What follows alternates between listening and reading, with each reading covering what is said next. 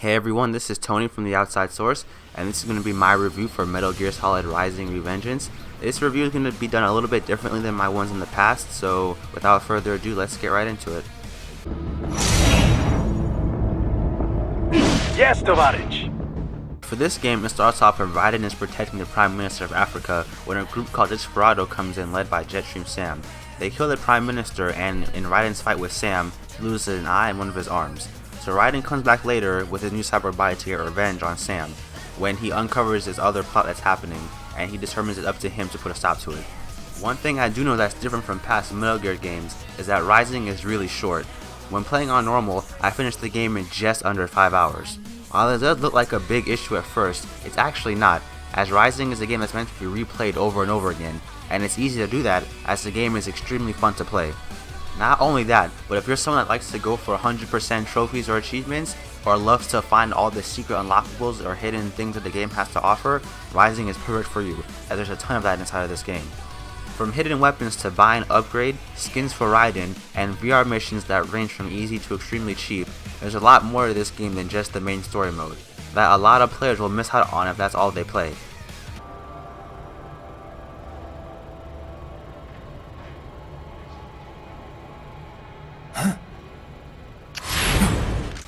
So on to the gameplay for Metal Gear.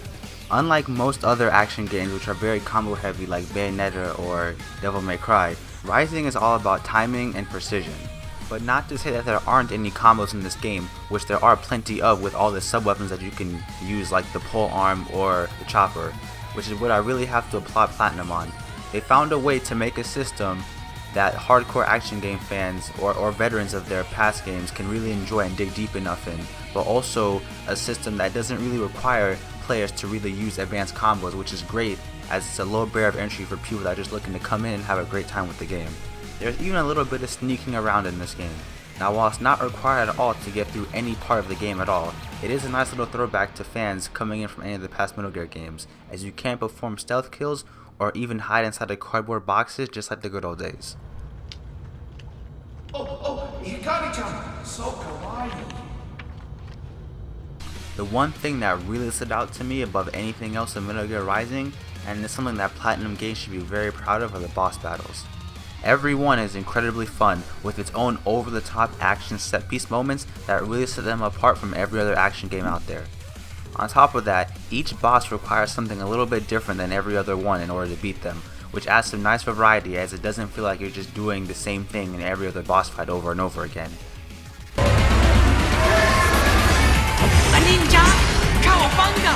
Go ninja! Go ninja! Go! It would be a complete shame if I did not mention the soundtrack for Rising. It takes everything from the normal enemy encounters and the boss fights to a whole nother level. The music fits into every scene throughout the game perfectly and really gets you hyped no matter who or what you're fighting. Without a doubt, the soundtrack for Metal Gear Solid Rising: Revengeance is probably my favorite soundtrack to come out in gaming in a really long time. I think it's time for Jack to let her rip! Metal Gear Solid Rising: Revengeance is probably just another example of why Platinum could be considered the best in the world at making action games. With gameplay that's easy to learn and fun to master, completely over the top and outrageous boss battles, and an incredible soundtrack.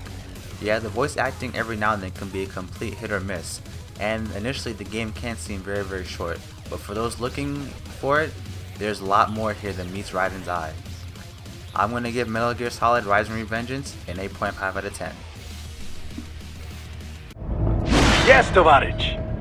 So that was my review of Metal Gear Solid Rising: Revengeance. Hopefully it was different, or a little bit different than my past reviews, but please stay tuned for the channel as I am uploading my whole entire playthrough of Tomb Raider, which you won't know about if you don't hit that subscribe button.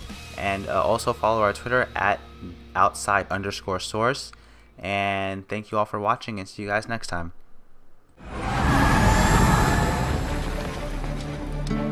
Adios, amigos.